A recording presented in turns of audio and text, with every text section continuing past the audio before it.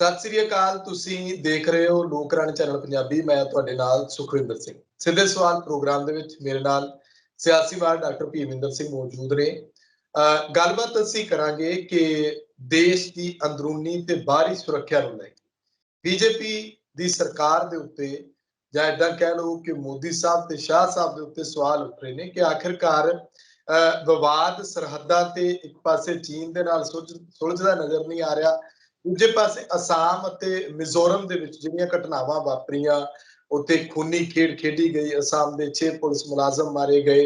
ਹਾਲੇ ਵੀ ਜਿਹੜੇ ਉਹ ਹਾਲਾਤ ਜਿਹੜੇ ਨੇ ਉੱਥੋਂ ਦੇ ਸੁਰੱਖਿਅਤ ਲੋਕ ਮਹਿਸੂਸ ਨਹੀਂ ਕਰ ਰਹੇ। ਦੋਨਾਂ ਸੂਬਿਆਂ ਦੇ ਵਿੱਚ ਇਸ ਤਰ੍ਹਾਂ ਦੇ ਬਣੇ ਹੋਏ ਨੇ। ਕੇਂਦਰੀ ਗ੍ਰਹਿ ਮੰਤਰਾਲੇ ਤੱਕ ਵੀ ਰਿਪੋਰਟਾਂ ਪਹੁੰਚੀਆਂ ਨੇ। ਫਿਰ ਬੀਜੇਪੀ ਵੱਲੋਂ ਕਹਿ ਦਿੱਤਾ ਜਾਂਦਾ ਹੈ ਕਿ ਕਿਸਾਨੀ ਅੰਦੋਲਨ ਕਰਕੇ ਬੀਜੇਪੀ ਦਾ ਅਕਸ ਜਿਹੜਾ, ਜਾਂ ਕਹਿ ਲਓ ਕਿ ਮੋਦੀ ਸਾਹਿਬ ਦੇ ਅਕਸ ਨੂੰ ਵੱਡੀ ਢਾਹ ਲੱਗ ਰਹੀ ਹੈ। ਪਰ ਇਹੋ ਜਿਹੇ ਮਾਮਲਿਆਂ ਦੇ ਵਿੱਚ ਆਖਿਰਕਾਰ ਸਰਕਾਰ ਜਿਹੜੀ ਆ ਉਹ ਫੇਲ ਸਾਬਤ ਕਹਿ ਲਓ, ਜਾਂ ਫਿਰ ਸਰਕਾਰ ਦੀ ਨੀਤੀ ਜਿਹੜੀ ਆ ਉਹ ਸਹੀ ਤੌਰ ਦੇ ਉੱਤੇ ਸਰਕਾਰ ਤੋਂ ਕੰਮ ਨਹੀਂ ਹੋ ਰਿਹਾ। ਜਿਸ ਤਰੀਕੇ ਨਾਲ ਆਪਾਂ ਦੇਖਦੇ ਹਾਂ ਕਿ ਹਾਲਾਤ ਜਿਹੜੇ ਨੇ ਉਹ ਬੱਸੋਂ ਬਾਹਰ ਹੁੰਦੇ ਨਜ਼ਰ ਆ ਰਹੇ ਨੇ। ਲੋਕਾਂ ਦੇ ਵਿੱਚ ਮੁੱਖ ਮੰਤਰੀਆਂ ਦੇ ਉੱਤੇ ਪਰਚੇ ਹੋ ਜਾਣੇ ਜਾਂ ਆਮ ਲੋਕਾਂ ਦੇ ਵਿੱਚ ਇਹੋ ਜਿਹੀ ਚਰਚਾ, ਇਹ ਸਭ ਦੇ ਉੱਤੇ ਗੱਲਬਾਤ ਕਰਾਂਗੇ ਕਿਉਂਕਿ ਫਿਕਰ ਸਰਕਾਰਾਂ ਨੂੰ ਸੀਟਾਂ ਦਾ ਬਣਿਆ ਹੋਇਆ। ਕਿਹੜੇ ਸੂਬੇ ਦੇ ਵਿੱਚ ਅਸੀਂ ਸਰਕਾਰ ਬਣਾਉਣੀ ਹੈ, ਜ਼ੋਰ ਜ਼ਿਆਦਾ ਜਿਹੜਾ ਉਧਰਲੇ ਪਾਸੇ ਲਾਇਆ। ਕਿੱਥੇ ਸਰਕਾਰਾਂ ਜੋੜ ਤੋੜ ਨਾਲ ਬਣਾਉਣੀਆਂ, ਕਿੱਥੇ ਸਰਕਾਰਾਂ ਨੂੰ ਖਰੀਦੋ ਫਰੋਖਤ ਹੋਣੀ ਹੈ। ਇਹ ਸਾਰਾ ਕੁਝ ਅਸੀਂ ਸਾਡੇ ਧਿਆਨ ਦੇ ਵਿੱਚ ਆਉਂਦਾ ਜਿਹੋ ਜਿਹਾ ਅਮਲ ਚੱਲ ਰਿਹਾ। ਇਸ ਉੱਤੇ ਅਸੀਂ ਗੱਲਬਾਤ ਕਰਾਂਗੇ। ਸਵਾਗਤ ਹੈ ਤੁਹਾਡਾ ਡਾਕਟਰ ਸਾਹਿਬ ਲੋਕ ਰਾਣੀ ਚੈਨਲ ਪੰਜਾਬੀ। ਬਹੁਤ ਬਹੁਤ ਸ਼ੁਕਰੀਆ, ਮਿਹਰਬਾਨੀ, ਧੰਨਵਾਦ ਸੁਖਵਿੰਦਰ ਜੀ। ਜੀ ਸ਼ੁਕਰੀਆ ਡਾਕਟਰ ਸਾਹਿਬ, ਧੰਨਵਾਦ ਤੁਹਾਡਾ, ਤੁਸੀਂ ਸਾਨੂੰ ਸਮਾਂ ਦਿੱਤਾ। ਡਾਕਟਰ ਸਾਹਿਬ ਕਿਸ ਤਰ੍ਹਾਂ ਦੇਖਦੇ ਹੋ ਜਦੋਂ ਅਸੀਂ ਸੁਰੱਖਿਅਤ ਹੋਣ ਦੀ ਭਾਵਨਾ ਦੀ ਗੱਲ ਕਰਦੇ ਹਾਂ, ਜਦੋਂ ਅਸੀਂ 75ਵੇਂ ਆਜ਼ਾਦੀ ਦਿਹਾੜੇ ਵੱਲ ਵਧ ਰਹੇ ਹਾਂ, ਇਹੋ ਜਿਹੇ ਮੌਕੇ ਦੇ ਉੱਤੇ ਸਾਡੇ ਮੁਲਕ ਦੇ ਵਿੱਚ ਜੇ ਅਸੀਂ ਮੁਲਕ ਦੇ ਅੰਦਰੂਨੀ ਹਾਲਾਤਾਂ ਦੀ ਗੱਲ ਕਰੀਏ ਤਾਂ ਗ੍ਰਹਿ ਯੁੱਧ ਦਾ ਜਿਹੜਾ ਜ਼ਿਕਰ ਹੁੰਦਾ ਹੈ ਕਿ ਇੱਕ ਤਰ੍ਹਾਂ ਦਾ ਗ੍ਰਹਿ ਯੁੱਧ ਵਰਗੇ ਹਾਲਾਤ ਨੇ ਅਸਮ ਤੇ ਮਿਜ਼ੋਰਮ ਦੇ ਵਿਚਾਲੇ ਜੋ ਕੁਝ ਹੋਇਆ। ਜੇ ਬਾਹਰੀ ਹਾਲਾਤਾਂ ਦੀ ਗੱਲ ਕਰੀਏ ਤਾਂ ਗੁਆਂਢੀ ਸੂਬਿਆਂ ਦੇ ਨਾਲ ਜਿਹੋ ਜਿਹੇ ਸੰਬੰਧ ਨੇ, ਚੀਨ ਦੇ ਨਾਲ ਖਾਸ ਕਰ ਅੱਜ ਕੱਲ ਜਿਸ ਤਰ੍ਹਾਂ ਦੀ ਕਹਿ ਲਓ ਕਿ ਗੱਲਬਾਤ ਬਹੁਤ ਦੌਰ ਤੱਕ ਜਿਹੜੇ 12 ਦੌਰ ਹੋ ਚੁੱਕੇ ਨੇ, ਫਿਰ ਵੀ ਹਾਲਾਤ ਜਿਹੜੇ ਨੇ ਉਹ ਇੱਧਰ ਤੋਂ ਉੱਧਰ ਨਹੀਂ ਹੋ ਰਹੇ। ਉੱਥੇ ਹੀ ਗੱਲ ਬਣੀ ਹੋਈ ਹੈ ਕਿ ਪਿੱਛੇ ਹਟ ਜਾਣਾ ਚਾਹੀਦਾ ਦੋਹਾਂ ਮੁਲਕਾਂ ਨੂੰ। ਸੁਖਵਿੰਦਰ ਜੀ, ਜੇ ਆਪਾਂ ਗੱਲ ਕਰੀਏ ਕਿ ਪਿਛਲੇ 7 ਸਾਲਾਂ ਤੋਂ ਜਦੋਂ ਤੋਂ ਬੀਜੇਪੀ ਦੀ ਸਰਕਾਰ ਹੋਂਦ ਵਿੱਚ ਆਈ ਹੈ ਔਰ ਮੋਦੀ ਸਾਹਿਬ ਪ੍ਰਧਾਨ ਮੰਤਰੀ ਬਣੇ ਨੇ, ਜਦੋਂ ਅਸੀਂ ਇਹਨਾਂ ਦੀ ਫੋਰਨ ਪਾਲਿਸੀ ਦੇ ਉੱਤੇ ਨਜ਼ਰ ਮਾਰਦੇ ਹਾਂ ਤਾਂ ਆਪਾਂ ਦੇਖ ਰਹੇ ਹਾਂ ਕਿ ਬਹੁਤ ਵੱਡਾ ਅੰਤਰ ਤੁਹਾਨੂੰ ਜਿਹੜੀਆਂ, ਜਿਵੇਂ ਹੁਣ ਤੁਸੀਂ 75 ਸਾਲਾਂ ਦੀ ਆਜ਼ਾਦੀ ਤੋਂ ਬਾਅਦ ਦੀ ਗੱਲ ਕੀਤੀ ਹੈ, ਤਾਂ ਉਹ ਜਿਹੜੀਆਂ ਸਰਕਾਰਾਂ ਰਹੀਆਂ ਨੇ ਉਹਨਾਂ ਤੋਂ ਬਹੁਤ ਵੱਡਾ ਡਿਫਰੈਂਸ, ਫਰਕ ਤੁਹਾਨੂੰ ਨਜ਼ਰ ਆਏਗਾ। ਵਿਸ਼ੇਸ਼ ਤੌਰ ਤੇ ਜਿਹੜੀਆਂ ਸਰਕਾਰਾਂ ਹੁੰਦੀਆਂ ਨੇ, ਉਹਨੇ ਜਿਵੇਂ ਤੁਸੀਂ ਸੁਰੱਖਿਆ ਦੀ ਗੱਲ ਕੀਤੀ ਹੈ ਤਾਂ ਆਪਣੇ ਨਾਗਰਿਕਾਂ ਨੂੰ ਸੁਰੱਖਿਆ ਦੇ ਲਈ ਤੁਹਾਨੂੰ ਆਪਣੇ ਗੁਆਂਢੀਆਂ ਦੇ ਨਾਲ ਬਹੁਤ ਚੰਗੇ ਰਿਲੇਸ਼ਨ ਜਿਹੜੇ ਨੇ ਉਹ ਬਣਾਉਣੇ ਪੈਂਦੇ ਨੇ। ਆਪਣੇ ਗੁਆਂਢ ਦੇ ਵਿੱਚ ਕੀ ਹੋ ਰਿਹਾ ਆਪਾਂ ਦੇਖੋ, ਚਾਹੇ ਚਾਈਨਾ ਦੀ ਗੱਲ ਕਰਾਂ, ਚਾਹੇ ਪਾਕਿਸਤਾਨ ਦੀ ਗੱਲ ਕਰਾਂ, ਚਾਹੇ ਬੰਗਲਾਦੇਸ਼ ਦੀ ਗੱਲ ਹੋਵੇ, ਚਾਹੇ ਸ਼੍ਰੀਲੰਕਾ ਦੀ ਗੱਲ ਹੋਵੇ, ਜਾਂ ਜਿਹੜੇ ਹੋਰ ਜਿਹੜੇ ਜਿਨ੍ਹਾਂ ਨਾਲ ਸਾਡਾ ਬਾਰਡਰ ਜਿਹੜਾ ਹੈਗਾ ਸ਼ੇਅਰ ਹੁੰਦਾ ਹੈ, ਉਹਨਾਂ ਮੁਲਕਾਂ ਦੀ ਜੇ ਅੱਜ ਆਪਾਂ ਗੱਲ ਕਰੀਏ ਤਾਂ ਮੈਨੂੰ ਲੱਗਦਾ ਕਿ ਕਿਸੇ ਵੀ ਕੰਟਰੀ ਦੇ ਨਾਲ ਬੀਜੇਪੀ ਸਰਕਾਰ ਨੇ ਜਾਂ ਮੋਦੀ ਸਰਕਾਰ ਨੇ ਉਸ ਕਿਸਮ ਦਾ ਮਾਹੌਲ ਕ੍ਰੀਏਟ ਨਹੀਂ ਕੀਤਾ ਜਿੱਦਾਂ ਦੀ ਮੰਗ ਕਰਦਾ ਹੈ। ਜਿੱਦਾਂ ਦੀ ਸਾਂਝ ਹੋਣੀ ਚਾਹੀਦੀ ਆਪਸ ਦੇ ਵਿੱਚ, ਉਸ ਕਿਸਮ ਦੀ ਸਾਂਝ ਸਾਨੂੰ ਨਾ ਤਾਂ ਪਾਕਿਸਤਾਨ ਨਾਲ ਦਿਖਾਈ ਦੇ ਰਹੀ ਹੈ, ਨਾ ਚਾਈਨਾ ਦੇ ਨਾਲ ਦਿਖਾਈ ਦੇ ਰਹੀ ਹੈ, ਨਾ ਬੰਗਲਾਦੇਸ਼ ਦੇ ਨਾਲ ਦਿਖਾਈ ਦੇ ਰਹੀ ਹੈ। ਬੇਸ਼ੱਕ ਉੱਤੋਂ ਜ਼ਰੂਰ ਕੋਸ਼ਿਸ਼ ਕੀਤੀ ਜਾਂਦੀ ਹੈ ਕਿ ਸਾਡੇ ਜਿਹੜੇ ਸੰਬੰਧ ਨੇ ਬੰਗਲਾਦੇਸ਼ ਨਾਲ ਬੜੇ ਚੰਗੇ ਨੇ, ਸ਼੍ਰੀਲੰਕਾ ਨਾਲ ਬੜੇ ਚੰਗੇ ਨੇ, ਪਰ ਅੰਦਰ ਖਾਤੇ ਕਿਤੇ ਨਾ ਕਿਤੇ ਜਿਹੜੀ ਹੈਗੀ ਸਮੱਸਿਆਵਾਂ ਨਜ਼ਰ ਆਉਂਦੀਆਂ ਨੇ। ਤੁਸੀਂ ਪਿਛਲੇ ਦਿਨਾਂ ਦੇ ਵਿੱਚ ਗੱਲ ਕੀਤੀ ਆ ਅਸਾਮ ਤੇ ਮਿਜ਼ੋਰਮ ਦੀ, ਔਰ ਇਹਦੇ ਵਿੱਚ ਵੀ ਕਿਤੇ ਨਾ ਕਿਤੇ ਜਿਹੜੇ ਬੰਗਲਾਦੇਸ਼ੀ ਜਿਹੜੇ ਰਿਫਿਊਜੀ ਨੇ ਉਹਨਾਂ ਦੀਆਂ ਘਟਨਾਵਾਂ ਜਿਹੜੀਆਂ ਨੇ ਸ਼ਾਮਲ ਨੇ। ਸੋ ਮੇਰਾ ਕਹਿਣ ਦਾ ਮਤਲਬ ਹੈ ਕਿ ਤੁਸੀਂ ਦੇਖੋਗੇ ਕਿ ਇੱਕ ਪਾਸੇ ਤਾਂ 370 ਦੀ ਜਿਹੜੀ ਧਾਰਾ ਸੀਗੀ ਉਹਨੂੰ ਹਟਾ ਕੇ ਅੰਦਰ ਖਾਤੇ ਉਹਨੂੰ ਦੁਬਾਰਾ ਵੰਡਿਆ ਗਿਆ, ਔਰ ਦੁਬਾਰਾ ਉਹਦੇ ਵਿੱਚੋਂ 3 ਸਟੇਟਾਂ ਜਿਹੜੀਆਂ ਸੀ ਉਹ ਕੱਢੀਆਂ ਗਈਆਂ ਲੋਕਾਂ ਨੂੰ ਵੰਡ ਕੇ। ਔਰ ਦੂਜੇ ਪਾਸੇ ਜਿਹੜੀਆਂ ਨੇ ਇਸ ਵੇਲੇ ਐਕਚੁਅਲ ਪੋਜੀਸ਼ਨਸ ਜਿਹੜੀਆਂ ਨੇ ਵੱਖ-ਵੱਖ ਸਟੇਟਾਂ ਦੀਆਂ, ਉਹ ਬਿਲਕੁਲ ਜਿਵੇਂ ਤੁਸੀਂ ਕਹਿ ਰਹੇ ਹੋ ਕਿ ਗ੍ਰਹਿ ਯੁੱਧ ਤੱਕ ਅਸੀਂ ਪਹੁੰਚ ਚੁੱਕੇ ਹਾਂ। ਪਿਛਲੇ ਦਿਨਾਂ ਦੇ ਵਿੱਚ 6 ਜਿਹੜੇ ਨੇ ਅਸਾਮ ਦੇ ਫੌਜੀ ਜਿਹੜੇ ਨੇ ਜਾਂ ਪੁਲਿਸ ਵਾਲੇ ਉਹ ਵਿਚਾਰੇ ਸ਼ਹੀਦ ਹੋ ਗਏ ਨੇ, ਔਰ ਆਮ ਲੋਕ ਸਿਵਿਲੀਅਨ ਜਿਹੜੇ ਨੇ ਬਹੁਤ ਲਗਭਗ 50 ਦੇ ਕਰੀਬ ਉੱਥੇ ਜ਼ਖਮੀ ਹੋਏ ਨੇ, ਇੱਕ ਸਿਵਿਲੀਅਨ ਮਾਰਿਆ ਵੀ ਗਿਆ। ਸੋ ਕਹਿਣ ਤੋਂ ਮਤਲਬ ਹੈ ਕਿ ਇੱਕ ਕਿਸਮ ਦੀ ਗ੍ਰਹਿ ਯੁੱਧ ਵੱਲ ਜਿਹੜਾ ਹੈਗਾ ਵੱਧ ਰਿਹਾ। ਦੂਜੇ ਪਾਸੇ ਤੁਸੀਂ ਚਾਈਨਾ ਦੀ, ਜਦੋਂ ਚਾਈਨਾ ਬਾਰਡਰ ਦੀ ਆਪਾਂ ਗੱਲ ਕਰਦੇ ਹਾਂ ਜਾਂ ਪਾਕਿਸਤਾਨ ਬਾਰਡਰ ਦੀ ਗੱਲ ਕਰਦੇ ਹਾਂ ਤਾਂ ਕੋਈ ਨਾ ਕੋਈ ਉੱਥੇ ਜਿਹੜੀ ਹੈਗੀ ਹੈ ਗੋਲਾਬਾਰੀ ਜਾਂ ਇਸ ਤਰ੍ਹਾਂ ਦੀਆਂ ਕਾਰਵਾਈਆਂ ਜਿਹੜੀਆਂ ਨੇ ਪਿਛਲੇ ਦਿਨਾਂ ਦੇ ਵਿੱਚ ਤੁਸੀਂ ਦੇਖਿਆ ਹੋਵੇਗਾ ਕਿ ਗਹਿਲੋਤ ਵੈਲੀ ਦੇ ਵਿੱਚ ਕਿਸ ਕਿਸਮ ਦੀ ਝੜਪਾਂ ਹੋਈਆਂ ਔਰ ਸਾਡੇ ਆਪਣੇ ਫੌਜੀ ਸ਼ਹੀਦ ਹੋਏ ਔਰ ਇਸੇ ਤਰ੍ਹਾਂ ਚਾਈਨਾ ਦੇ ਕੁਝ ਫੌਜੀ ਜਿਹੜੇ ਨੇ ਉਹ ਮਾਰੇ ਗਏ ਸੀਗੇ। ਤੁਸੀਂ ਇਹ ਮੈਂ ਇੱਥੇ ਇਹ ਗੱਲ ਕਹਿਣੀ ਚਾਹਣਾ ਕਿ 60 ਸਾਲਾਂ ਤੋਂ ਲੈ ਕੇ ਅੱਜ ਤੱਕ ਜਿਹੜਾ ਹੈਗਾ ਜਿਵੇਂ ਇੱਕ ਪਿਛਲੇ ਦਿਨਾਂ ਦੇ ਵਿੱਚ ਮੋਦੀ ਸਾਹਿਬ ਲਗਾਤਾਰ ਇਹ ਕੋਸ਼ਿਸ਼ ਕਰਦੇ ਸੀਗੇ ਅੱਜ ਉਹ ਫਲਾਣੇ ਮੁਲਕ 'ਚ ਯਾਤਰਾ ਕਰਨ ਲਈ ਚੱਲੇ ਨੇ, ਅੱਜ ਉਹ ਫਲਾਣੇ ਮੁਲਕ 'ਚ ਯਾਤਰਾ ਕਰਨ ਲਈ ਚੱਲੇ ਨੇ, ਪਰ ਉਹਦਾ ਨਤੀਜਾ ਸਾਨੂੰ ਕਿਤੇ ਸਾਹਮਣੇ ਨਹੀਂ ਆਇਆ ਕਿ ਉਹਨਾਂ ਮੁਲਕਾਂ ਦੀ ਯਾਤਰਾ ਦੇ ਵਿੱਚ ਕੋਈ ਉਹਦਾ ਚੰਗਾ ਨਤੀਜਾ ਨਿਕਲਿਆ ਹੋਵੇ, ਕੋਈ ਸਾਡੇ ਆਪਣੇ ਪੜੋਸੀਆਂ ਦੇ ਨਾਲ ਆਪਣੇ ਗਵਾਂਢੀਆਂ ਦੇ ਨਾਲ ਚੰਗੇ ਉਹਦੇ ਚੋਂ ਚੰਗੇ ਫਰੂਟਫੁਲ ਜਿਹੜੇ ਨੇ ਸਬੰਧ ਡਿਵੈਲਪ ਹੋਏ ਹੋਣ। ਉਸ ਕਿਸਮ ਦਾ ਸਾਡਾ ਜਿਹੜਾ ਹੈਗਾ ਇਸ ਵੇਲੇ ਸਿਨੈਰੀਓ ਨਹੀਂ ਦਿਖਾਈ ਸਾਨੂੰ ਦੇ ਰਿਹਾ। ਸੋ ਇਹਦਾ ਕਾਰਨ ਕੀ ਹੈ? ਇਹਦਾ ਕਾਰਨ ਮੈਨੂੰ ਲੱਗਦਾ ਕਿ ਸਾਡਾ ਜਿਹੜਾ ਫੋਰਨ ਪਾਲਿਸੀ ਹੈ ਉਹਦੇ ਉੱਤੇ ਸਾਨੂੰ ਨਜ਼ਰ ਮਾਰਨੀ ਪਏਗੀ, ਖਾਸ ਤੌਰ ਤੇ ਜਿਹੜੀ ਮੋਦੀ ਸਰਕਾਰ ਹੈ ਔਰ ਇੱਥੋਂ ਦਾ ਜਿਹੜਾ ਗ੍ਰਹਿ ਮੰਤਰਾਲਾ ਹੈ, ਕਿਉਂਕਿ ਸਾਰਾ ਜਿਹੜਾ ਬਾਰਡਰ ਡਿਸਪਿਊਟਸ ਨੇ ਸਾਡੀਆਂ ਸਟੇਟਾਂ ਦੇ ਉਹ ਗ੍ਰਹਿ ਮੰਤਰਾਲੇ ਦੇ ਅੰਡਰ ਆਉਂਦੇ ਨੇ, ਅਮਿਤ ਸ਼ਾਹ ਜੀ ਦੇ ਅੰਡਰ ਆਉਂਦੇ ਨੇ। ਸੋ ਸੁਖਵਿੰਦਰ ਜੀ, ਜੇ ਅਮਿਤ ਸ਼ਾਹ ਜੀ ਨੇ ਇਮਾਨਦਾਰੀ ਦੇ ਨਾਲ ਔਰ ਦਿਆਨਤਦਾਰੀ ਦੇ ਨਾਲ ਆਪਣੀ ਜ਼ਿੰਮੇਵਾਰੀ ਨਿਭਾਈ ਹੁੰਦੀ ਤਾਂ ਅੱਜ ਇਹ ਹਾਲਾਤ ਪੈਦਾ ਨਾ ਹੁੰਦੇ, ਕਿਉਂਕਿ ਅਮਿਤ ਸ਼ਾਹ ਦੀ ਜ਼ਿੰਮੇਵਾਰੀ ਬਣਦੀ ਹੈ ਕਿ ਵੱਖ-ਵੱਖ ਜਿਹੜੀਆਂ ਸਟੇਟਸ ਨੇ ਸਾਡੀਆਂ ਹਿੰਦੁਸਤਾਨ ਦੀਆਂ ਉਹਨਾਂ ਦੇ ਮੁੱਖ ਮੰਤਰੀਆਂ ਨੂੰ ਬੁਲਾਇਆ ਜਾਏ ਔਰ ਉਹਨਾਂ ਦੇ ਨਾਲ ਟੇਬਲ ਟਾਕ ਜਿਹੜੀ ਹੈਗੀ ਕੀਤੀ ਜਾਏ ਔਰ ਉਸ ਦੇ ਵਿੱਚੋਂ ਜਿਹੜਾ ਹੈਗਾ ਇਹ ਮਸਲੇ ਸੁਲਝਾਏ ਜਾਣ। ਔਰ ਇਹ ਮਸਲੇ ਕੋਈ ਇਹ ਨਹੀਂ ਹੈਗੇ ਕਿ ਅੱਜ ਦੇ ਮਸਲੇ ਨੇ, ਇਹ ਮਸਲੇ ਸਦੀਆਂ ਪੁਰਾਣੇ ਮਸਲੇ ਨੇ। ਜਦੋਂ ਅੰਗਰੇਜ਼ਾਂ ਦਾ ਰਾਜ ਸੀਗਾ ਉਸ ਵੇਲੇ ਆਪਾਂ ਨੂੰ ਪਤਾ ਹੈ ਕਿ ਅਸਾਮ ਦੇ ਵਿੱਚ ਜਦੋਂ ਚਾਹ ਦੀ ਜਿਹੜੀ ਫਸਲ ਉਗਾਈ ਜਾਣੀ ਸ਼ੁਰੂ ਹੋਈ ਔਰ ਹੌਲੀ ਹੌਲੀ ਉਹ ਡਿਵੈਲਪ ਹੋਏ ਤਾਂ ਉਸ ਤੋਂ ਬਾਅਦ ਜਿਹੜੀਆਂ ਨੇ ਇਹ ਸਮੱਸਿਆਵਾਂ ਸ਼ੁਰੂ ਹੋਈਆਂ। ਖਾਸ ਤੌਰ ਤੇ 1875 ਦੇ ਵਿੱਚ ਅਸਾਮ ਤੇ ਮਿਜ਼ੋਰਮ ਦਾ ਸਮਝੌਤਾ ਹੋਇਆ ਔਰ ਉਸ ਤੋਂ ਬਾਅਦ 1933 ਦੇ ਵਿੱਚ ਇੱਕ ਨਵਾਂ ਸਮਝੌਤਾ ਹੋਇਆ। ਹੁਣ ਦੋਨਾਂ ਇੱਥੇ ਆ ਕੇ ਜਿਹੜੀਆਂ ਨੇ, ਇੱਕ ਸਰਕਾਰ ਕਹਿੰਦੀ ਆ ਕਿ ਅਸੀਂ 18ਵੀਂ 19ਵੀਂ ਸਦੀ ਵਾਲਾ ਜਿਹੜਾ ਹੈਗਾ ਸਮਝੌਤਾ ਮੰਨਦੇ ਆ, ਇੱਕ ਸਰਕਾਰ ਕਹਿੰਦੀ ਹੈ ਕਿ ਅਸੀਂ 20ਵੀਂ ਸਦੀ ਦੇ ਵਿੱਚ 1933 ਵਾਲਾ ਜਿਹੜਾ ਹੈਗਾ ਸਮਝੌਤਾ ਹੈਗਾ ਅਸੀਂ ਉਹ ਮੰਨਾਂਗੇ। ਸੋ ਮੇਰਾ ਕਹਿਣ ਦਾ ਮਤਲਬ ਹੈ ਕਿ ਦੋਨਾਂ ਸਰਕਾਰਾਂ ਦੇ ਵਿੱਚ ਜੇ ਕੋਈ ਮਿਸਅੰਡਰਸਟੈਂਡਿੰਗ ਹੋਈ ਹੈ ਜਾਂ ਹੋ ਰਹੀ ਹੈ, ਪਿਛਲੇ ਲੰਮੇ ਸਮੇਂ ਤੋਂ ਹੋ ਰਹੀ ਹੈ, ਤਾਂ ਕਿਉਂ ਨਹੀਂ ਇਹਦਾ ਫਰਜ਼ ਬਣਦਾ ਸਰਕਾਰ ਦਾ ਕਿ ਅਸੀਂ ਦੋਵੇਂ ਧਿਰਾਂ ਨੂੰ ਬਿਠਾ ਕੇ ਜਾਂ ਜਿਹੜੀਆਂ ਵੀ ਹੋਰ ਬਾਕੀ ਧਿਰਾਂ ਵੀ ਨੇ ਜਿਨ੍ਹਾਂ ਦੇ ਡਿਸਪਿਊਟ ਨੇ ਇਸ ਵੇਲੇ ਆਪਾਂ ਨੂੰ ਪਤਾ ਹੈ ਕਿ ਲਗਭਗ ਅਸਾਮ ਦੇ ਵਿੱਚੋਂ 75 ਸਾਲਾਂ ਤੋਂ ਆਪਾਂ ਕਹਿ ਸਕਦੇ ਹਾਂ ਕਿ ਲਗਭਗ 5 ਸਟੇਟਾਂ ਨਿਕਲ ਕੇ ਸਾਹਮਣੇ ਆਈਆਂ ਨੇ, ਵੱਖ-ਵੱਖ ਸਟੇਟਾਂ ਨੇ। ਸੋ ਉਹਨਾਂ ਸਟੇਟਾਂ ਦੀਆਂ ਆਪਣੀਆਂ ਸਮੱਸਿਆਵਾਂ ਨੇ, ਉਹਨਾਂ ਦੀ ਬਾਰਡਰ ਦੀਆਂ ਪ੍ਰੋਬਲਮਸ ਨੇ। ਕਿਉਂ ਨਾ ਅਮਿਤ ਸ਼ਾਹ ਜੀ ਬੈਠਣ, ਸਾਰਿਆਂ ਨੂੰ ਬੁਲਾਉਣ ਔਰ ਆਪਸ ਦੇ ਵਿੱਚ ਜਿਹੜਾ ਹੈਗਾ ਸਮਝੌਤਾ ਕਰਵਾਉਣ ਔਰ ਜਿਹੜੇ ਵੀ ਡਿਸਪਿਊਟ ਨੇ ਬਾਰਡਰ ਦੇ, ਉਹ ਬਾਰਡਰ ਦੇ ਡਿਸਪਿਊਟ ਜਿਹੜੇ ਨੇ ਉਹ ਹੱਲ ਕੀਤੇ ਜਾ ਸਕਦੇ ਨੇ। ਸੋ ਮੈਨੂੰ ਲੱਗਦਾ ਹੈ ਕਿ ਅਮਿਤ ਸ਼ਾਹ ਜੀ ਜਿਹੜੇ ਨੇ ਜਾਂ ਖਾਸ ਤੌਰ ਤੇ ਆਪਣੇ ਪ੍ਰਧਾਨ ਮੰਤਰੀ ਸਾਹਿਬ ਨੇ, ਉਹ ਨਾ ਤਾਂ ਜ਼ਿੰਮੇਵਾਰੀ ਨਿਭਾ ਰਹੇ ਨੇ, ਜਿਵੇਂ ਤੁਸੀਂ ਕਿਹਾ ਕਿ ਉਹਨਾਂ ਨੂੰ ਸਿਰਫ ਤੇ ਸਿਰਫ 24 ਦੇ ਵਿੱਚ ਕਿਵੇਂ ਜਿੱਤਣਾ ਹੈ, ਕਿਵੇਂ ਜਿਹੜਾ ਹੈਗਾ ਅਸੀਂ ਵੋਟਾਂ ਲੈਣੀਆਂ ਨੇ, ਡਿਵਾਈਡ ਐਂਡ ਰੂਲ ਦੀ ਗੱਲ ਜਿਹੜੀ ਆਉਂਦੀ ਹੈ ਕਿ ਜਿਵੇਂ ਅੰਗਰੇਜ਼ ਕਰਦੇ ਸੀਗੇ ਕਿ ਦੋ ਧਿਰਾਂ ਨੂੰ ਫਾੜ ਕੇ ਰੱਖੋ, ਉਹਨਾਂ ਨੂੰ ਡਿਵਾਈਡ ਕਰੋ ਔਰ ਉਹਨਾਂ ਦੇ ਉੱਤੇ ਰੂਲ ਕਰੋ। ਸੋ ਉਸ ਕਿਸਮ ਦੀ ਪਾਲਿਸੀ ਅਮਿਤ ਸ਼ਾਹ ਦੇ ਰਾਹੀਂ ਜਾਂ ਮੋਦੀ ਸਾਹਿਬ ਦੇ ਰਾਹੀਂ ਅਪਣਾਈ ਜਾ ਰਹੀ ਹੈ। ਔਰ ਜਿਹੜੀ ਆਪਾਂ ਨੂੰ ਵੀ ਪਤਾ ਹੈ ਕਿ ਕਿਸੇ ਵੇਲੇ ਜਦੋਂ ਪੰਜਾਬ ਦੇ ਵਿੱਚੋਂ ਕਿਸਾਨੀ ਅੰਦੋਲਨ ਚੱਲਿਆ ਸੀਗਾ ਤਾਂ ਇਹਨਾਂ ਨੂੰ ਵੀ ਆਪਸ ਦੇ ਵਿੱਚ ਫਾੜਨ ਦੀ ਕੋਸ਼ਿਸ਼ ਕਰਦੇ ਆ, ਉਹ ਇਹਨਾਂ ਨੂੰ ਵੀ ਵੰਡਣ ਦੀ ਕੋਸ਼ਿਸ਼ ਕਰਦੇ ਆ ਕਿਸਾਨਾਂ ਨੂੰ। ਇਸੇ ਤਰ੍ਹਾਂ ਦੀ ਪਾਲਿਸੀ ਉਹ ਜਿਹੜੇ ਨੇ ਅਸਾਮ ਦੇ ਉੱਤੇ ਜਾਂ ਮਿਜ਼ੋਰਮ ਜਾਂ ਹੋਰ ਜਿਹੜੇ ਮੇਘਾਲਿਆ ਵਗੈਰਾ, ਉਸ ਅਰੁਣਾਚਲ ਪ੍ਰਦੇਸ਼ ਜਿਹੜੇ ਨੇ, ਉਸ ਇਲਾਕੇ ਦੇ ਜਿਹੜੇ ਅਲੱਗ-ਅਲੱਗ ਸਟੇਟਸ ਨੇ, ਉਹਨਾਂ ਨੂੰ ਆਪਸ ਦੇ ਵਿੱਚ ਵੰਡ ਕੇ ਜਿਹੜਾ ਹੈਗਾ ਉੱਥੇ ਰਾਜ ਸੱਤਾ ਆਪਣੀ ਕਾਇਮ ਕਰਨੀ ਚਾਹੁੰਦੇ ਨੇ। ਸੋ ਮੈਨੂੰ ਲੱਗਦਾ ਹੈ ਕਿ ਇਹਦੇ ਤੋਂ ਸੁਚੇਤ ਹੋਣ ਦੀ ਲੋੜ ਹੈ। ਔਰ ਖਾਸ ਤੌਰ ਤੇ ਜਦੋਂ ਅੱਜ ਆਪਾਂ ਕਹਿ ਸਕਦੇ ਹਾਂ ਕਿ ਅੱਜ ਪੂਰੇ ਹਿੰਦੁਸਤਾਨ ਨੂੰ ਗ੍ਰਹਿ ਯੁੱਧ ਦੇ ਵਿੱਚ ਧੱਕਣਾ ਜਿਹੜਾ ਹੈਗਾ ਇਹ ਇੱਕ ਮਾੜੀ ਗੱਲ ਹੈ। ਉਹਨਾਂ ਨੂੰ ਆਪਣੀ ਜ਼ਿੰਮੇਵਾਰੀ ਨਿਭਾਉਣੀ ਚਾਹੀਦੀ ਹੈ। ਸੁਖਵਿੰਦਰ ਜੀ। ਬਿਲਕੁਲ ਬਿਲਕੁਲ ਡਾਕਟਰ ਸਾਹਿਬ, ਜਦੋਂ ਅਸੀਂ ਗੱਲ ਕਰਦੇ ਹਾਂ ਕਿ ਚੀਨ ਦੇ ਨਾਲ ਹੁਣ ਤੱਕ ਕਿਸੇ ਵੀ ਮੁੱਦੇ ਦੇ ਉੱਤੇ ਐਦਾਂ ਕਹਿ ਲਓ ਕਿ ਉਹ ਸਕਾਰਾਤਮਕ ਸੁਨੇਹਾ ਨਹੀਂ ਆ ਰਿਹਾ। ਇਹਦੇ ਵਿੱਚ ਕੇਂਦਰ ਦਾ ਫੇਲੂਅਰ ਕਿੱਥੇ ਮੰਨੀਏ ਕਿ ਨਾ ਤਾਂ ਮਤਲਬ ਕਿ ਗੱਲਬਾਤ ਕੋਈ ਹੋਰ ਕਿਸੇ ਤੜ ਪੱਤਣ ਲੱਗ ਰਹੀ ਹੈ, ਸਿਰਫ ਇੱਕੋ ਗੱਲ ਤੇ ਅੜੀ ਆ ਕਿ ਆਪੋ ਆਪਣੀਆਂ, ਜਿਵੇਂ ਪਹਿਲਾਂ ਫੌਜਾਂ ਉੱਤੇ ਬਹਾਲ ਕਰ ਦਿੱਤੀਆਂ ਸੀ, ਕਰੀਬ 50,000 ਦੇ ਕਰੀਬ ਦੋਨੋਂ ਪਾਸੇ ਫੌਜਾਂ ਚੜ ਗਈਆਂ, ਫਿਰ ਉਸ ਤੋਂ ਬਾਅਦ ਚ ਕੁਝ ਗਿਣਤੀ ਨਫਰੀ ਉੱਥੋਂ ਘਟਾਈ ਗਈ, ਪਰ ਹੁਣ ਫੇਰ ਹਾਲਾਤ ਇਹੋ ਜਿਹੇ ਨੇ ਕਿ ਉਹ ਟਸ ਤੋਂ ਮਸ ਨਹੀਂ ਹੋ ਰਹੇ। ਸਰਕਾਰ ਲਗਾਤਾਰ ਪਿੱਛੇ ਜੇ ਕਹਿੰਦੀ ਰਹੀ ਹੈ ਕਿ ਕੋਈ ਜ਼ਮੀਨ ਤੇ ਕਬਜ਼ਾ ਨਹੀਂ। ਹੁਣ ਜਿਹੜੀਆਂ ਸੈਟਲਾਈਟ ਦੀਆਂ ਤਸਵੀਰਾਂ ਜਾਂ ਕਹਿ ਲਓ ਕਿ ਹੁਣ ਤਾਂ ਗੱਲਬਾਤ ਦੇ ਵਿੱਚ ਸਾਰਾ ਕੁਝ ਕਲੀਅਰ ਹੋ ਕੇ ਸਾਹਮਣੇ ਆ ਰਿਹਾ ਕਿ ਉਹਨਾਂ ਨੇ ਕੁਝ ਨਾ ਕੁਝ ਇਹੋ ਜਿਹੀ ਜਿਹੜੀ ਬਾਰਡਰਾਂ ਦੇ ਉੱਤੇ ਗੜਬੜੀ ਹੈ ਉਹ ਹੋਈ ਹੈ, ਜਿਹਦੇ ਵਿੱਚ ਸਰਕਾਰ ਮਸਲੇ ਨੂੰ ਸੁਲਝਾਉਣ ਦੇ ਵਿੱਚ ਨਾਕਾਮ ਸਾਬਤ ਹੋ ਰਹੀ ਹੈ, ਜਾਂ ਕਹਿ ਲਓ ਕਿ ਚੀਨ ਦਾ ਪ੍ਰੈਸ਼ਰ ਇੱਕ ਬਹੁਤ ਵੱਡਾ ਆ। ਬਿਲਕੁਲ ਬਿਲਕੁਲ ਇਹਦੇ ਵਿੱਚ ਕੋਈ ਦੋ ਰਾਵਾਂ ਨਹੀਂ ਕਿ ਚੀਨ ਦਾ ਪ੍ਰੈਸ਼ਰ ਹਮੇਸ਼ਾ ਹੀ ਹਿੰਦੁਸਤਾਨ ਦੇ ਉੱਤੇ ਬਹੁਤ ਜ਼ਿਆਦਾ ਰਿਹਾ ਹੈ।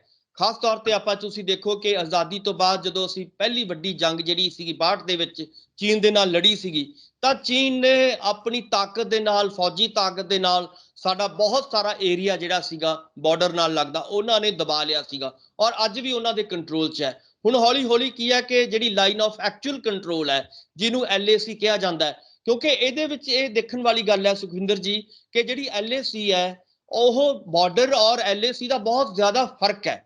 ਔਰ ਇਹਦਾ ਕਾਰਨ ਇਹੀ ਹੈ ਕਿ ਉੱਥੇ ਕੋਈ ਇਦਾਂ ਜਿਵੇਂ ਪਾਕਿਸਤਾਨ ਦੇ ਨਾਲ ਸਾਡਾ ਬਾਰਡਰ ਦੇ ਉੱਤੇ ਤਾਰ ਲੱਗੀ ਹੋਈ ਹੈ, ਇਸ ਤਰ੍ਹਾਂ ਦੀ ਕੋਈ ਤਾਰ ਦੀ ਜਿਹੜੀ ਹੈਗੀ ਸੰਭਾਵਨਾਵਾਂ ਉੱਥੇ ਲੱਗ ਹੀ ਨਹੀਂ ਸਕਦੀ ਤਾਰ, ਕਿਉਂਕਿ ਪਹਾੜੀ ਏਰੀਆ ਹੈ ਔਰ ਪਹਾੜਾਂ ਦੇ ਰਾਹੀਂ ਜਿਹੜੀ ਹੈਗੀ ਹੈ ਇੱਕ ਮੰਨ ਲਿਆ ਜਾਂਦਾ ਹੈ ਕਿ ਜਾਂ ਨਦੀਆਂ ਜਿਹੜੀਆਂ ਨੇ ਉੱਥੇ ਵਗਦੀਆਂ ਨੇ ਉਹਨਾਂ ਦੇ ਰਾਹੀਂ ਇਹ ਕਹਿ ਲਿਆ ਜਾਂਦਾ ਕਿ ਇਧਰੋਂ ਪਾਰ ਤੁਹਾਡਾ ਇਲਾਕਾ ਹੈ, ਇਸ ਤੋਂ ਇਧਰਲਾ ਸਾਡਾ ਇਲਾਕਾ ਹੈ, ਜਾਂ ਇਸ ਤਰ੍ਹਾਂ ਦੀ ਜਿਹੜੀ ਤੁਸੀਂ ਦੇਖੋਗੇ ਕਿ ਨਿਸ਼ਾਨਦੇਹੀ ਕੀਤੀ ਜਾਂਦੀ ਹੈ ਬਾਰਡਰਾਂ ਦੇ ਉੱਤੇ। ਇਹਦਾ ਫਾਇਦਾ ਕਿਹਨੂੰ ਮਿਲ ਰਿਹਾ ਹੈ? ਇਹਦਾ ਫਾਇਦਾ ਚਾਈਨਾ ਨੂੰ ਮਿਲ ਰਿਹਾ ਹੈ। ਇਸ ਕਰਕੇ ਤੁਸੀਂ ਦੇਖੋਗੇ ਚਾਈਨਾ ਲਗਾਤਾਰ ਜਿਹੜਾ ਉਹਦਾ ਐਕਚੁਅਲ ਜਿਹੜਾ ਮੈਪ ਹੈ ਉਹਦੇ ਵਿੱਚ ਭਾਰਤੀ ਜਿਹੜੇ ਇਲਾਕੇ ਨੇ ਸਾਡੇ, ਚਾਹੇ ਉਹਦੇ ਵਿੱਚ ਅਰੁਣਾਚਲ ਪ੍ਰਦੇਸ਼ ਹੋਵੇ ਜਾਂ ਸਾਡੇ ਲਦਾਖ ਦੇ ਨਾਲ ਲੱਗਦੇ ਇਲਾਕੇ ਹੋਣ, ਲਗਾਤਾਰ ਉਹਦੀ ਚਾਹੇ ਗਹਿਲੋਤ ਵੈਲੀ ਦੀ ਗੱਲ ਹੋਵੇ, ਜਿਹਦੇ ਕਰਕੇ ਆਪਾਂ ਨੂੰ ਵੀ ਪਤਾ ਹੈ ਕਿ ਪਿਛਲੇ ਦਿਨਾਂ ਦੇ ਵਿੱਚ ਬੜਾ ਵੱਡਾ ਜਿਹੜਾ ਹੈਗਾ ਉੱਥੇ ਯੁੱਧ ਜਿਹੜਾ ਹੈਗਾ ਛਿੜਿਆ ਸੀਗਾ, ਲੜਾਈ ਲੱਗੀ ਸੀਗੀ। ਇਸੇ ਤਰ੍ਹਾਂ ਅਕਸਾਈ ਚਿੰਨ ਦੀ ਗੱਲ ਹੋਵੇ। ਸੋ ਮੇਰਾ ਕਹਿਣ ਦਾ ਮਤਲਬ ਹੈ ਕਿ ਇਹ ਸਾਰੇ ਜਿਹੜੇ ਇਲਾਕੇ ਨੇ ਇਹਨਾਂ ਦੇ ਉੱਤੇ ਚੀਨ ਦੀ ਅੱਖ ਹੈ, ਔਰ ਚੀਨ ਚਾਹੁੰਦਾ ਹੈ ਕਿ ਇਹ ਸਾਡੇ ਏਰੀਏ ਨੇ ਔਰ ਸਾਡਾ ਏਰੀਆ ਜਿਹੜਾ ਹੈਗਾ ਸਦੀਆਂ ਤੋਂ ਅਸੀਂ ਇੱਥੇ ਸਾਡੇ ਲੋਕ ਜਿਹੜੇ ਨੇ ਰਹਿੰਦੇ ਆ ਰਹੇ ਨੇ। ਸੋ ਇਹ ਜਿਹੜੀ ਚੀਜ਼ ਹੈ, ਇਸ ਕਰਕੇ ਮੈਨੂੰ ਲੱਗਦਾ ਹੈ ਕਿ ਭਾਰਤ ਨੂੰ ਚਾਹੀਦਾ ਹੈ ਕਿ ਆਪਣੀ ਕੋਈ ਨਾ ਕੋਈ ਜਿਹੜੀ ਹੈਗੀ ਆ ਉੱਥੇ ਐਕਟੀਵਿਟੀ ਕਰੇ, ਕਿਉਂਕਿ ਪਿਛਲੇ ਦਿਨਾਂ ਦੇ ਵਿੱਚ ਬੜਾ ਲੰਬਾ ਸਮਾਂ ਉਹ ਗੈਪ ਸੀਗਾ ਕਿ ਕੋਈ ਉੱਥੇ ਐਕਟੀਵਿਟੀ ਨਹੀਂ ਸੀ ਹੋ ਰਹੀ, ਜਿਹਦਾ ਫਾਇਦਾ ਚਾਈਨਾ ਨੂੰ ਮਿਲਿਆ ਔਰ ਜਿਹਦੇ ਕਰਕੇ ਚਾਈਨਾ ਅੱਗੇ ਵੱਧਦਾ ਅੱਜ ਜਿਹੜਾ ਹੈਗਾ ਆਪਾਂ ਨੂੰ ਵੀ ਪਤਾ ਹੈ ਕਿ ਉਹ ਸਾਰਾ ਇੱਕ ਉਹਦੇ ਲੜਾਈ ਦਾ ਘਰ ਬਣ ਗਿਆ ਹੈ ਉਹ ਏਰੀਆ ਸਾਰਾ। ਸੋ ਕਹਿਣ ਦਾ ਮਤਲਬ ਹੈ ਕਿ ਹੁਣ ਜਿਵੇਂ ਪਿਛਲੇ ਦਿਨਾਂ ਦੇ ਵਿੱਚ ਲਦਾਖ ਦੇ ਵਿੱਚ 에ਅਰਪੋਰਟ ਜਿਹੜੇ ਨੇ ਬਣਾਉਣ ਦੀ ਕੋਸ਼ਿਸ਼ ਕਰ ਰਿਹਾ ਭਾਰਤ, ਜਾਂ ਇਸੇ ਤਰ੍ਹਾਂ ਹੈਲੀਪੈਡ ਬਣਾਉਣ ਦੀ ਕੋਸ਼ਿਸ਼ ਕਰ ਰਿਹਾ। 4 에ਅਰਪੋਰਟ ਬਣਾਉਣੇ ਨੇ ਔਰ 37 ਜਿਹੜੇ 37 ਜਿਹੜੇ ਨੇ ਹੈਲੀਪੈਡ ਬਣਾਏ ਜਾ ਰਹੇ ਨੇ ਲਦਾਖ ਦੇ ਵਿੱਚ। ਸੋ ਕਹਿਣ ਤੋਂ ਮਤਲਬ ਹੈ ਕਿ ਜੇ ਇਦਾਂ ਦੀ ਗੱਲ ਹੁਣ ਸ਼ੁਰੂ ਹੋਈ ਹੈ ਔਰ ਇਹਦੇ ਨਾਲ ਕੀ ਹੋਏਗਾ ਕਿ ਕੰਟਰੋਲ ਜਿਹੜਾ ਹੈਗਾ ਹੋ ਸਕਦਾ ਹੈ। ਔਰ ਦੂਜੇ ਪਾਸੇ ਜਦੋਂ ਅਸੀਂ ਗੱਲਬਾਤ ਦੀ ਗੱਲ ਕਰਦੇ ਹਾਂ ਕਿ ਆਪਸੀ ਸੰਵਾਦ, ਡਾਇਲੌਗ ਹੋਣਾ ਚਾਹੀਦਾ ਦੋਨਾਂ ਮੁਲਕਾਂ ਦੇ ਵਿੱਚ, ਤਾਂ ਇਹਦੇ ਵਿੱਚ ਸੰਭਾਵਨਾਵਾਂ ਜ਼ਿਆਦਾ ਉਹਦੇ ਵਿੱਚ ਨੇ ਕਿ ਆਉਣ ਵਾਲੇ ਦਿਨਾਂ ਦੇ ਵਿੱਚ ਜਿਵੇਂ ਚਾਈਨਾ ਔਰ ਜਿਹੜੀਆਂ ਭਾਰਤ ਦੀਆਂ ਸਰਕਾਰਾਂ ਨੇ ਉਹ ਆਪਸ ਦੇ ਵਿੱਚ ਡਾਇਲੌਗ ਕਰਨ ਔਰ ਬੈਠ ਕੇ ਜਿਹੜਾ ਹੈਗਾ ਬਜਾਏ ਲੜਾਈ ਝਗੜੇ ਤੋਂ ਬੈਠ ਕੇ ਜਿਹੜਾ ਹੈਗਾ ਮਸਲਾ ਸੁਲਝਾਉਣ ਦੀ ਕੋਸ਼ਿਸ਼ ਕਰਨੀ ਚਾਹੀਦੀ ਹੈ।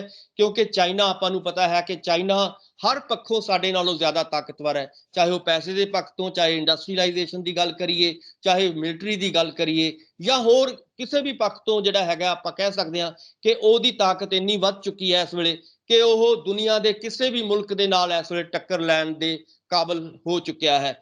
ਸੋ ਉਹਦਾ ਨਤੀਜਾ ਇਹ ਹੈ ਕਿ ਭਾਰਤ ਵਰਗਾ ਜਿਹੜਾ ਆਪਾਂ ਕਹਿ ਸਕਦੇ ਹਾਂ ਕਿ ਅਸੀਂ ਚਾਹੇ ਸਾਡੀ ਇਕਨੋਮੀ ਦੇਖ ਲਓ, ਚਾਹੇ ਹੋਰ ਚੀਜ਼ਾਂ ਦੇਖ ਲਓ, ਇੱਕ ਅਸੀਂ ਗਰੀਬੀ ਦੇ ਦੌਰ ਚੋਂ ਗੁਜ਼ਰ ਰਹੇ ਹਾਂ।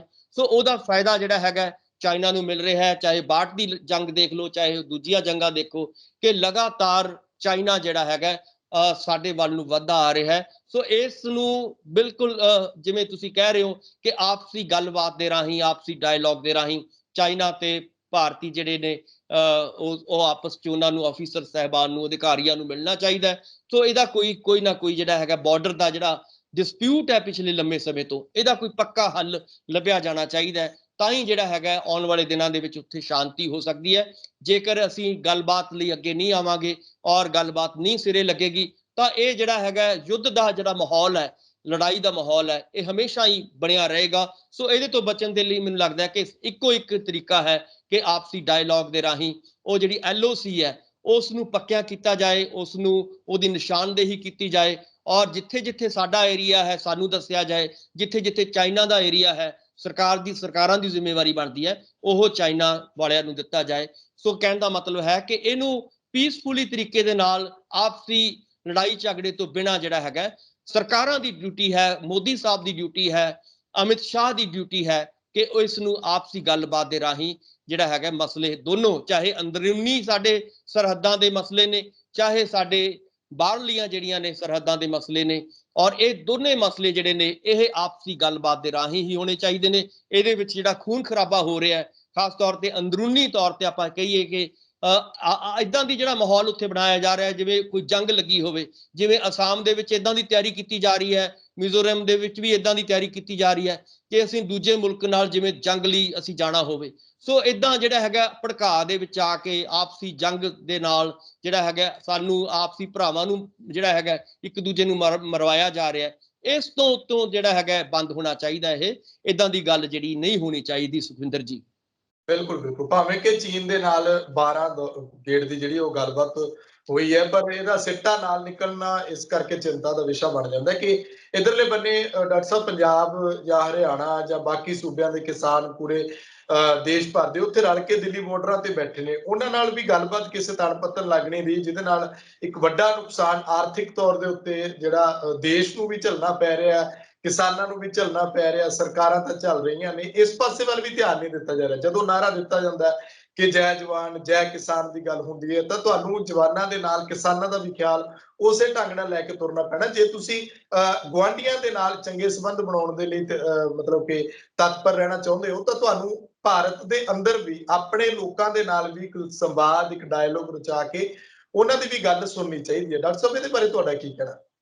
ਬਿਲਕੁਲ ਬਿਲਕੁਲ, ਦੇਖੋ ਸਾਡੀ ਤਾਂ ਪਰੰਪਰਾ ਰਹੀ ਹੈ, ਜੇ ਆਪਾਂ ਪੰਜਾਬ ਦੀ ਗੱਲ ਕਰੀਏ ਔਰ ਬਾਬੇ ਨਾਨਕ ਦੀ ਗੱਲ ਆਪਾਂ ਜਦੋਂ ਸ਼ੁਰੂ ਕਰਦੇ ਆ ਜਾਂ ਉਹਨਾਂ ਤੋਂ ਸਿੱਖਣ ਦੀ ਕੋਸ਼ਿਸ਼ ਕਰਦੇ ਆ, ਉਹੀ ਹੈ ਕਿ ਜਬ ਲਗ ਦੁਨੀਆ ਰਹੀ ਹੈ ਨਾਨਕ ਕਿਛ ਸੁਣੀ ਹੈ ਕਿਛ ਕਹੀ ਹੈ। ਯਾਨੀ ਕਿ ਜਿਹੜੀ ਪਰੰਪਰਾ ਹੈ ਸਾਡੀ ਪੰਜਾਬ ਦੀ ਉਹੀ ਰਹੀ ਹੈ ਕਿ ਸੰਵਾਦ ਡਾਇਲੌਗ ਦੇ ਰਾਹੀਂ ਅਸੀਂ ਪਹਿਲਾਂ ਕੁਝ ਸੁਣੀਏ ਔਰ ਕੁਝ ਆਪਣੀ ਗੱਲ ਕਹੀਏ, ਇਸੇ ਦੇ ਵਿੱਚੋਂ ਹੀ ਮਸਲੇ ਹੱਲ ਹੋਣੇ ਨੇ। ਅਖੀਰ ਨੂੰ ਕੋਈ ਵੀ ਵੱਡੇ ਤੋਂ ਵੱਡਾ ਝਗੜਾ ਹੈ, ਚਾਹੇ 62 ਦੀ ਜਿਹੜੀ ਸੀਗੀ ਵਾਰ ਸੀਗੀ ਚਾਈਨਾ ਦੇ ਨਾਲ, ਚਾਹੇ ਪਾਕਿਸਤਾਨ ਦੇ ਨਾਲ ਸਾਡੀਆਂ ਜੰਗਾਂ ਹੋਈਆਂ, ਚਾਹੇ ਬਾਕੀ ਮੁਲਕਾਂ ਦੇ ਨਾਲ ਜਿਹੜੀਆਂ ਹੈਗੇ ਲੜਾਈ ਝਗੜੇ ਚੱਲਦੇ ਰਹੇ ਬਾਰਡਰ ਏਰੀਆ, ਚਾਹੇ ਜਿਹੜੀ ਹੈਗੀ ਆ ਅਸਾਮ ਦੀ ਜਾਂ ਮਿਜ਼ੋਰਮ ਦੀ ਜਾਂ ਕੋਈ ਹੋਰ ਜਿਹੜੇ ਵੱਖਰੇ ਵੱਖਰੇ ਝਗੜੇ ਨੇ, ਜਾਂ ਇੱਥੋਂ ਤੱਕ ਕਿ ਕਿਸਾਨਾਂ ਦੇ ਮਸਲੇ ਨੇ, ਇਹ ਅਖੀਰ ਨੂੰ ਟੇਬਲ ਤੇ ਆ ਕੇ ਹੀ ਖਤਮ ਹੋਣੇ ਨੇ। ਇਹਦੇ ਵਿੱਚ ਤਾਂ ਕੋਈ ਦੋ ਰਾਵਾਂ ਹੈ ਨਹੀਂ।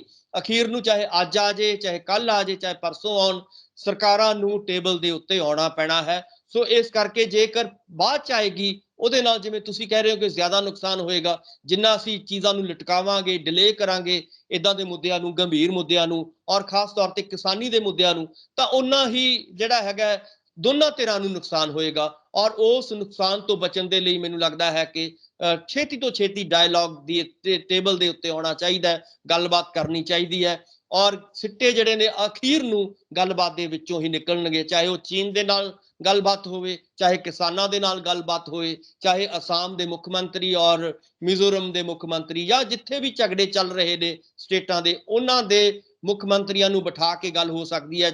ਇਸੇ ਤਰ੍ਹਾਂ ਕਿਸਾਨਾਂ ਦੇ ਲੀਡਰਾਂ ਨਾਲ ਬੈਠ ਕੇ ਗੱਲ ਹੋ ਸਕਦੀ ਹੈ। ਇਸੇ ਤਰ੍ਹਾਂ ਚਾਈਨਾ ਦੇ ਜਿਹੜੇ ਅਧਿਕਾਰੀ ਨੇ ਉਹਨਾਂ ਨਾਲ ਬੈਠ ਕੇ ਆਪਸ ਦੇ ਵਿੱਚ ਗੱਲ ਹੋ ਸਕਦੀ ਹੈ। ਸੋ ਮੇਰਾ ਕਹਿਣ ਦਾ ਮਤਲਬ ਇਹੀ ਹੈ ਕਿ ਲੋਕਤੰਤਰ ਦਾ ਮਤਲਬ ਇਹੀ ਹੈ ਕਿ ਲੋਕਾਂ ਦੀ ਸ਼ਕਤੀ ਨੂੰ ਪਛਾਣਿਆ ਜਾਏ, ਲੋਕਾਂ ਦੇ ਤੰਤਰ ਦੇ, ਲੋਕਾਂ ਦੀ ਤਾਕਤ ਦੇ ਨਾਲ ਇਸ ਤੰਤਰ ਨੂੰ ਚਲਾਇਆ ਜਾਏ, ਤਾਂ ਹੀ ਜਿਹੜਾ ਹੈਗਾ ਲੋਕਤੰਤਰ ਕਹਾਉਣ ਦੇ ਯੋਗ ਹੈ। ਜੇਕਰ ਲੋਕਾਂ ਦੀ ਆਵਾਜ਼ ਨੂੰ ਦਬਾਇਆ ਜਾਏਗਾ, ਜੇਕਰ ਅੰਨਦਾਤੇ ਦੀ ਆਵਾਜ਼ ਨੂੰ, ਕਿਸਾਨਾਂ ਦੀ ਆਵਾਜ਼ ਨੂੰ ਦਬਾਇਆ ਜਾਏਗਾ, ਤਾਂ ਇਹ ਲੋਕਤੰਤਰ ਨਹੀਂ ਰਹੇਗਾ, ਕੁਝ ਹੋਰ ਬਣ ਜਾਏਗਾ। ਸੋ ਇਸ ਕਰਕੇ ਇੱਕ ਮੁਕੱਦਸ ਫਰਜ਼ ਹੈ ਸਰਕਾਰਾਂ ਦੇ ਕਿ ਇਸ ਚੀਜ਼ ਨੂੰ ਜਿਹੜਾ ਹੈਗਾ ਮੱਦੇ ਨਜ਼ਰ ਰੱਖਦੇ ਹੋਏ ਆਪਸੀ ਗੱਲਬਾਤ ਦੇ ਰਾਹੀਂ, ਡਾਇਲੌਗ ਦੇ ਰਾਹੀਂ ਮਸਲਿਆਂ ਨੂੰ ਹੱਲ ਹੋਣਾ ਚਾਹੀਦਾ ਹੈ। ਔਰ ਇਹੀ ਚੰਗਾ ਲੋਕਤੰਤਰ ਹੈ, ਇਹੀ ਸੱਚਾ ਲੋਕਤੰਤਰ ਹੈ। ਇਹੀ ਇਸੇ ਕਰਕੇ ਭਾਰਤ ਜਿਹੜਾ ਹੈਗਾ ਕਿਹਾ ਜਾਂਦਾ ਹੈ ਕਿ ਦੁਨੀਆ ਦਾ ਸਭ ਤੋਂ ਵੱਡਾ ਲੋਕਤੰਤਰ ਮੰਨਿਆ ਜਾਂਦਾ ਹੈ। ਉਹਦੀ ਤਾਕਤ ਇਸੇ ਵਿੱਚ ਹੈ ਕਿ ਲੋਕਾਂ ਦੀ ਸ਼ਕਤੀ ਲੋਕਾਂ ਦੇ ਹੱਥ ਵਿੱਚ ਦੇਣੀ, ਔਰ ਲੋਕਾਂ ਦੀ ਸ਼ਕਤੀ ਜੇ ਸੱਚੀ ਮੁੱਚੀ ਲੋਕਾਂ ਦੇ ਹੱਥ 'ਚ ਹੈ ਤਾਂ ਲੋਕਾਂ ਦੀ ਆਵਾਜ਼ ਦੇ ਨਾਲ